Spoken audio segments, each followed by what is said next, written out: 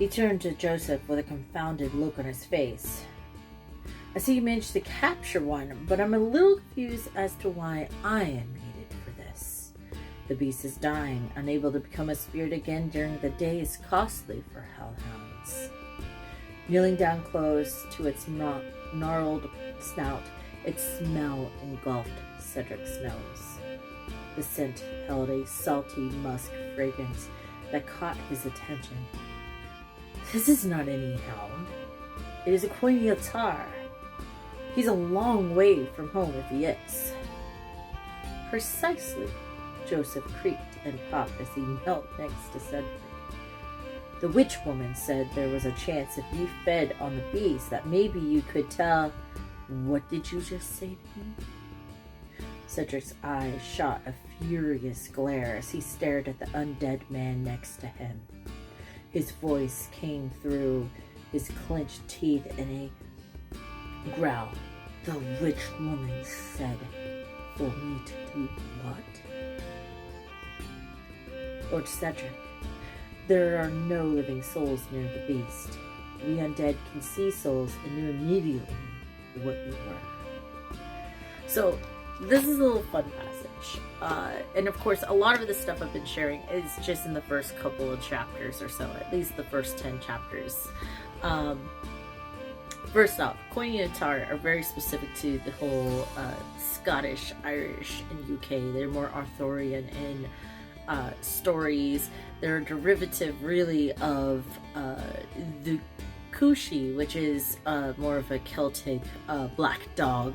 But they had some very specific things about them that I really liked, and they were only ever mentioned in a very select few of tomes and things like that. So that's why I chose them, because I wanted the impression that someone very special and very intriguing sent these. So again, that whole UK Arthurian feel, Legends of Arthur kind of vibe, that we're tying in some Britannic mythology a little bit, a kind of hint.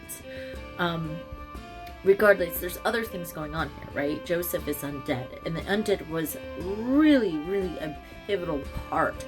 Death in particular was both a fear and fascination part of culture for a very long time, even well into the 1800s and early 1900s, all those things going on. Even in the Oxford Dictionary of Superstition, you're going to discover a lot of these are indeed based around death, or in conjunction with death, death coming, death going.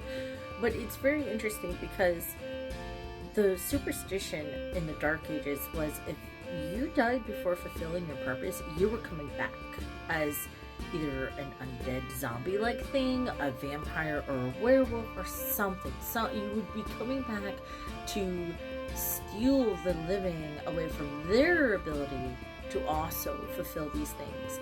But fulfillment and the curse is very interesting because, and I think the closest thing we have to a lot of these lores is the legend of the Rougarou, which is based out of New Orleans and Louisiana and the US there, where if you do a thing, then you're cursed, or you do a thing or you don't do a thing, you're going to become this thing as a punishment, or to basically tattle on your unfulfillment.